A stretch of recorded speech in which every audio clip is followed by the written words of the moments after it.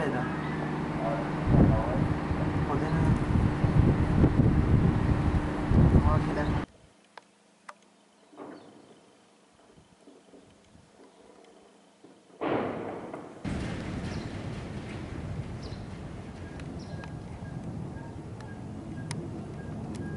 ماشيين لأنه الكوب كشكو إنه نوكن خلاص نوكن قلنا تمنوا بس هذول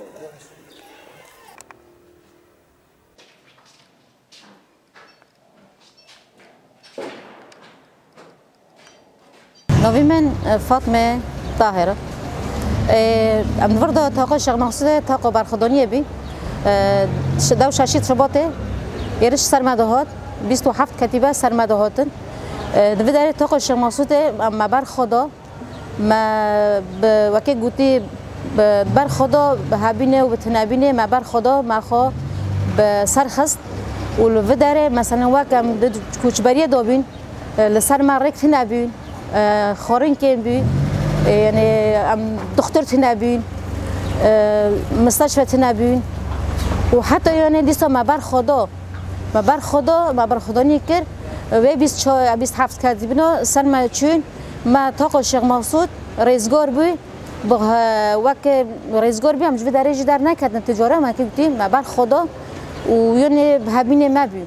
به گمنال وربانا هرو تاق شیخ مقصود رئیسگارش ندبی ام کلاک عبد سکنین و تک دولتیو مثلا اولی کاری ما ندکر تک کسی مرا ندگوت مثلا به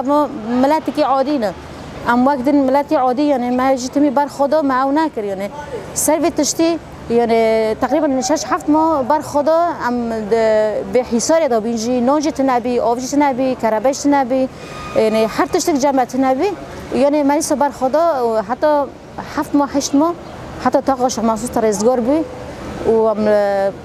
ما بر خدا یعنی بخواد تاق شیخ مقصود پر ایشک مزن بی یعنی ایشا مزن چی بی یعنی زورو که من گتشت ببانم من کنم به دختر گندانیه و ایشا ما مزن ما جان که پر چتن در باست کرد جان ما جی پر چتن بی یعنی آرت نبی خورنت نبی یعنی مریم دمرین کفن نبی متی وردو کفرتن متی وردو یعنی سر ایشک ما مزن هبی یعنی مدی ساجی بر خدا يعني الحمد لله يعني رزقور بيوني مرحمة جلال علوية هم طاقة شيء مسود أبون شهر شيء مسود دو شش الشباط يرسر ما كر بيسود كاتبة ما مطبخه ما الكوري ذكر ما شيء عسكري ذكر حوالي مجلس جابه بون حوالي مشار ذكرن بس طاقة كي برتشو بو يعني حرد داره دجمن يرسر ما كرن مثل ما برخدا هم كاس مال دارو نشتن يعني تجمع ده تا قاصر ما ذكرن ما شو برينداري خاجرات ذكرن ما عوف ذكرن شو ما خادگان ده حوالي ما دقا هم شهر ذكرن هم كاتبا که هندق هم شهر ذكرن بعد كاتبا يرجم ما ذكر ما ملوت خاپاش خادناري يعني شريخ ما ذكر ما تقول ملتك اللي باش مية